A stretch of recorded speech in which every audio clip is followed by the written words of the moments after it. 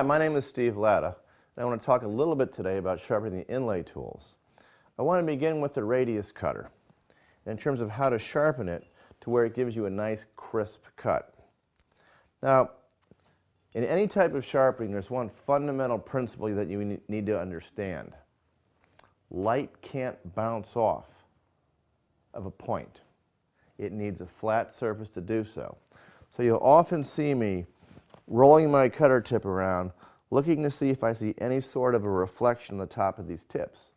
If I have a reflection, I have a flat spot, and flat spots don't cut. This is a mock-up of these two teeth.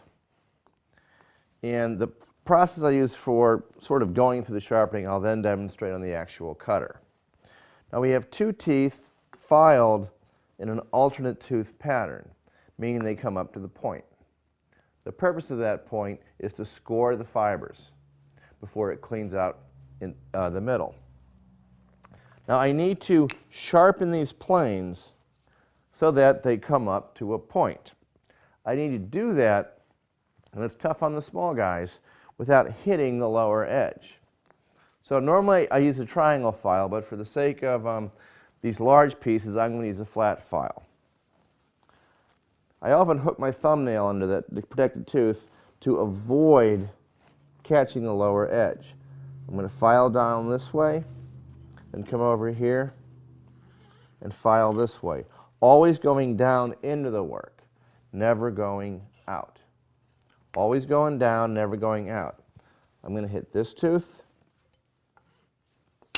and then repeat the process for the other tooth, and then give it a quick lick on the sanding setup. And what I have here is a piece of granite with 600 grit and 1500 grit to take it down to a nice smooth finish.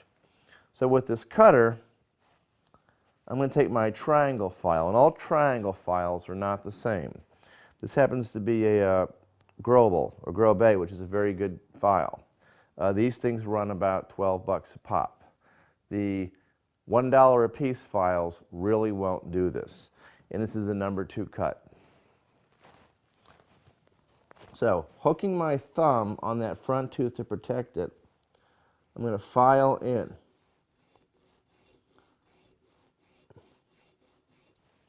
I'm going to come to the side and come in the other way.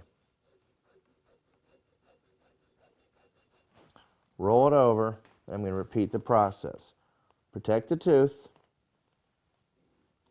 and file in. Sideways and file again. I file at an angle to bring this tooth down, to develop this angle right here. I filed, I want to roll it in the light, repeatedly rolling it around, looking for any kind of a reflection.